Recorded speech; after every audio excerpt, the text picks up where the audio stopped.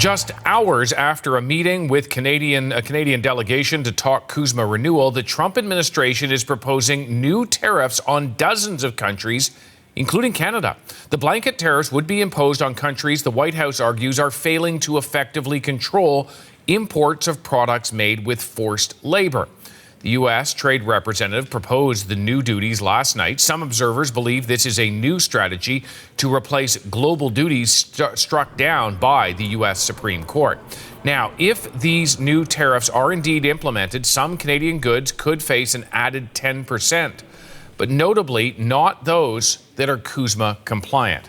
Let's go to Janyce McGregor, who has gone through the detailed document from the U.S. Trade Representative. Janyce, yet another late-night tariff announcement. Goody. Exactly. Okay, what have you turned up in this latest salvo? Yeah, look, from a Canadian perspective, right off the bat, let me just say it is quite a flex for the United States Trade Representative to meet with his closest neighbor and trading partner, and then later that evening fire off this new determination as a result of this investigation. The Trump administration needed to find a new guise, a new legal means for imposing blanket global tariffs, what Donald Trump wants, to bring in big revenue to allow him to pay for other things. That need has been urgent since the Supreme Court struck down its previous tariff strategy, the temporary Plan B tariffs that it put in place since then have also been panned by the courts. This particular forced labor probe was so broad, so vague, that the conclusion reached last evening was probably a foregone one.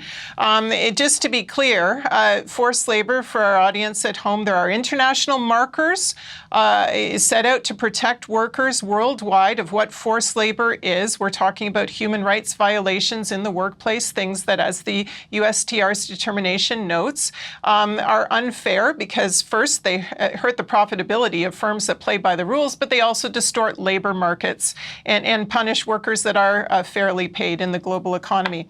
If he knew this was coming, Canada's lead minister on this, Dominic LeBlanc, did not let on for reporters yesterday, but he did sound resigned to this new reality in the Trump tariff strategy. It's not a surprise that the United States initiated these investigations. I would say that the conversation today helped the Americans understand our shared commitment to issues like, to use one obvious example, the question around forced labor and the fight against forced labor. It won't surprise you that we share the concern of the Americans and other economic partners that we need to do everything we can together to face this challenge. Fortunately, as with the earlier fentanyl emergency tariffs, CUSMA compliant goods are exempt here. That's obviously good news for Canada. It is written right into the CUSMA agreement that goods made with forced labor are prohibited from that trade.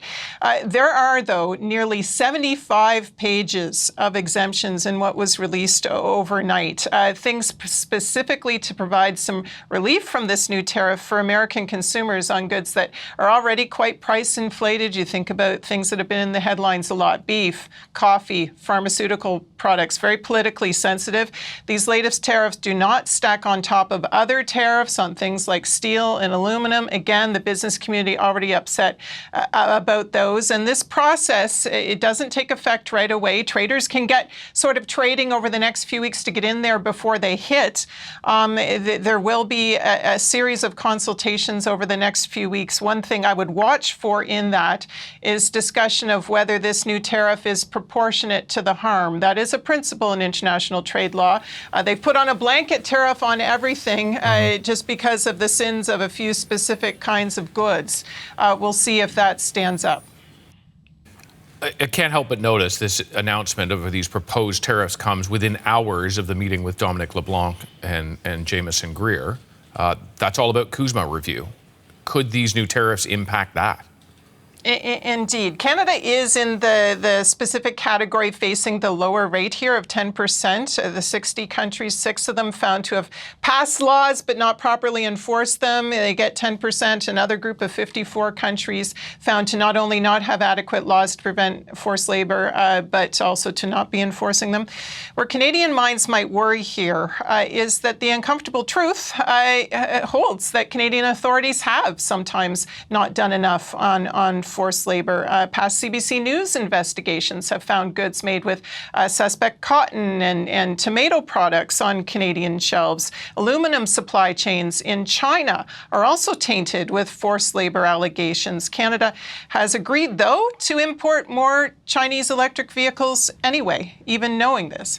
Canada has passed laws against forced labor, yes, but the U.S. explicitly listed its lack of adequate enforcement of its own laws among its list of trade irritants with Canada earlier this year. So, CUSMA goods may be exempt for now, but this global action could be new leverage in the CUSMA review negotiation to force Canada, also Mexico, to be blocking more Chinese goods or face the consequences. All right, Janyce McGregor in our Parliamentary Bureau, thank you. You're welcome.